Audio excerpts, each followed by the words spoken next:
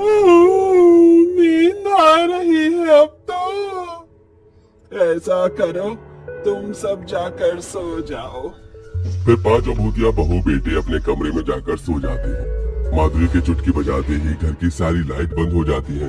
अगले दिन पांचों बहुएं रसोई में खाना बनाने जाती हैं, तो एक चूल्हे पर एक दूसरे का बर्तन हटाकर खटपट करने लगती है, तो कभी करछली बेलन चाकू लेकर लड़ने लगती है।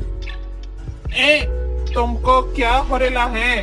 आई एम योर बिग जेठानी, डोंट मेक मी गुस्सा। जेठानी जी, अपने बेलन को नीचे कर लीजिए। हमारे हाथ में भी हथियार है, हमें भी खाना बनाकर चुड़ैल सास को इम्प्रेस करना है। उनका नीड नहीं है, हम है ना, हम कर लिए हैं। तभी उनकी आवाज सुनकर सास आ जाती है। अरे ये क्या हो रहा है? तुम पांचों चुड़ैल बहू कुत्ते बिल्ली की तरह लड़मा क्यों रही हो? अपनी पहली रसोई में प्यार से खाना बना लो। माँ जी, इन चारों जेठानियों की नीयत होगी, तब तो प्यार से खाना बनेगा ना। चुपचाप खाना बना।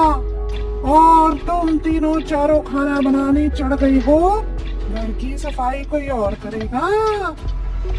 जी माँ जी, हम जावत हैं। चुड़ैल सास की बात सुनकर पांचों बहू काम करने लगती हैं। वक्त गुजरता है। एक दिन पांचों बहू फिर रसोई में इस कदर लड़ रही थी कि आग रसोई से पूरे घर में फैल जाती है। तभी पांचों बहू बेटे और सास घर से बाहर बचकर आ जाते हैं। अरे नास पीपी करम जलियो, ये क्या कर दिया? पूरे घर में आग लगा दी है। अरे तुम्हारे ससुर जी की आखिरी निशानी थी ये मेरे लिए। माँ जी, हमें माफ कर दीजिए, गलती से हो गया। गलती से तुमने मेरे घर को सुहागा कर दिया। अब हम सब कहाँ रहेंगे? परेशान होने से कोई फायदा नहीं होगा, हम सब आगे चलते हैं, शायद रहने का कुछ जुगाड़ हो जाए। तभी सारे भूतिया लोग अपने घर से कुछ दूर आगे जाते हैं, तो एक जंगल की तरफ उन्हें खाली ट्रेन की एक बग्गी मिलती है, जिसे देखकर रोशनी चुड़ैल कहती है, माँ जी, ये जगह रहने के लिए ठीक रहेगी। और कर भी क्या सकते हैं, तुम्हारी वजह से इस टूटे फूटे ट्रेन के डिब्बे को अपना घर बनाना पड़ेगा। आप सब यहीं आराम करिए, चल चल के थक गए हैं हम पांचों बेटे, इसको रहने लायक बनाते हैं। फिर पांचों भूतिया बेटे उस ट्रेन को रहने लायक बना देते हैं। तभी सास अंदर आती है। छोटा है पर कोई बात नहीं, रह लेंगे। अरे माँ जी, आप हमें अंदर नहीं बुलाएंगे? हमारे लिए ये भी एक ससुराल जैसा है, तो फिर से स्वागत कर दीजिए। अब जो भी है, तुम्हारा ससुराल यही है। पहले घर ऐसे ही रहता था, चूहा बिल्ली गंदी सी बदबू मुंडी इधर उधर पड़ी होती थी। लेकिन तुम्हारे ससुर जी को अच्छा नहीं लगता था। वो क्या है ना, मैंने इंसान से शादी कर ली थी, इसीलिए जल्दी टपक गए वो। तो उनकी याद में घर को साफ रखना पड़ता है। ओहो, ऐसा क्या आप पापा जी से इतना प्यार करती थी? हाँ, इतना ज्यादा प्यार करती थी कि मैंने ही उन्हें मार डाला अपने नाखूनों से। क्यों माँ जी, ससुर जी ने आपको धोखा दिया था क्या? नहीं बहू, वो तुम्हारे पापा जी को मैंने लव बाइट दी थी तो रोने लग गए, फिर हंसाने के लिए गुदगुदी करने लग गई तो मेरे नाखून उनके पेट में घुस गए, तभी मुझे छोड़कर हम चले सभी गए। खिड़की दरवाजे बंद कर दिए। ये क्या मजाक है? मेरी सेल्फी नहीं आ पा रही है। सेल्फी बाद में ले लेना, अभी सब शांत हो जाओ। बस सुरंग में चल रही थी। रात के अंधेरे में न कोई लाइट न कोई आवाज, सिर्फ धीरे धीरे बस के पहिए आगे बढ़ रहे थे। सब कुछ अभी तक सही था कि तभी ड्राइवर को बस के आगे एक लड़की जैसी आकृति दिखाई दी। लेकिन ड्राइवर ने बस नहीं रोकी और तेजी से उस लड़की को पार करती हुई बस निकल गई।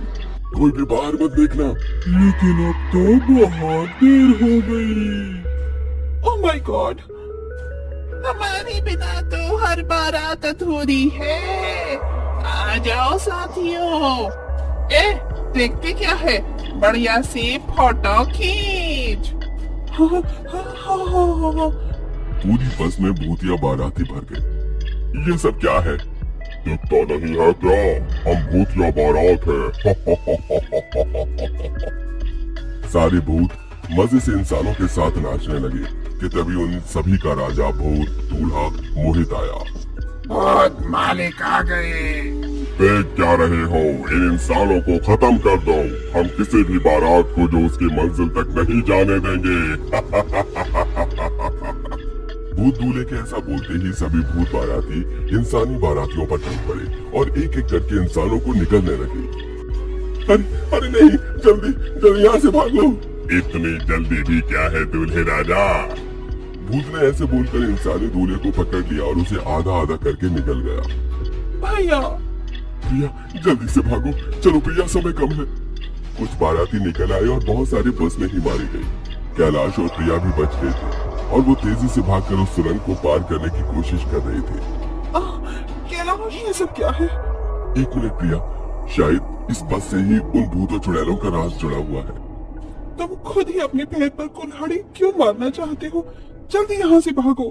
प्रिया ने बहुत कहा लेकिन कैलाश नहीं माना और वो उस बस के अंदर घुस गया। पूरी बस में बस लाशें ही लाशें थी। प्रिया, इंसानों की आत्मा को शांति कब मिलती है? शायद उनके अंतिम संस्कार के बाद। सही कहा, मैं समझ गया कि मुझे क्या करना है। तुम क्या करने वाले हो?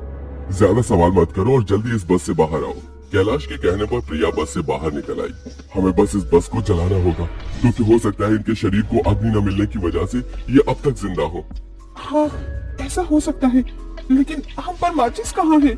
दोनों सोच में पड़ गए कि तभी कैलाश को बस के एक्सीडेंट की वजह से उसमें से लीक होता हुआ पेट्रोल दिखाई दिया। काम हो गया। उसने अपने फोन की बत्ती जलाई और सुरंग में आसपास देखा। वहाँ काफी सारे पत्थर भी थे। क्या तुम आदिवासियों के तरीके से आग जलाओगी? अरे कोई शक? कैलाश ऐसे बोलकर पत्थरों को आपस में रगड़ने लगा। खिटपिट की आवाज सुनकर भूत चुड़ैल उनकी तरफ ही बढ़ने लगे। वो आ रहे हैं, जल्दी करो। चल जाओ चल जाओ। कैलाश के लाख कोशिश करने पर भी आग नहीं जली। भूत काफी करीब आ चुके थे कि तभी कैलाश ने पत्थर को बड़ी ही ताकत से एक दूसरे पर मारा और अचानक एक चिंगारी उठी। उसी चिंगारी ने पूरे पेट्रोल को जला दिया। अब तुम कैसे? ये तूने क्या किया? अचानक पूरी बस ने ही आग पकड़ ली और भूत चुड़ैल अपने पार्थिव शरीर के साथ ही जल गए। प्रिया और कैलाश दोनों बस गुमसुम ये मंजर देख रहे थे। उस दिन के बाद से उस सुरंग ने किसी बारात की जान नहीं ली और सभी खुशी खुशी रहने लगे।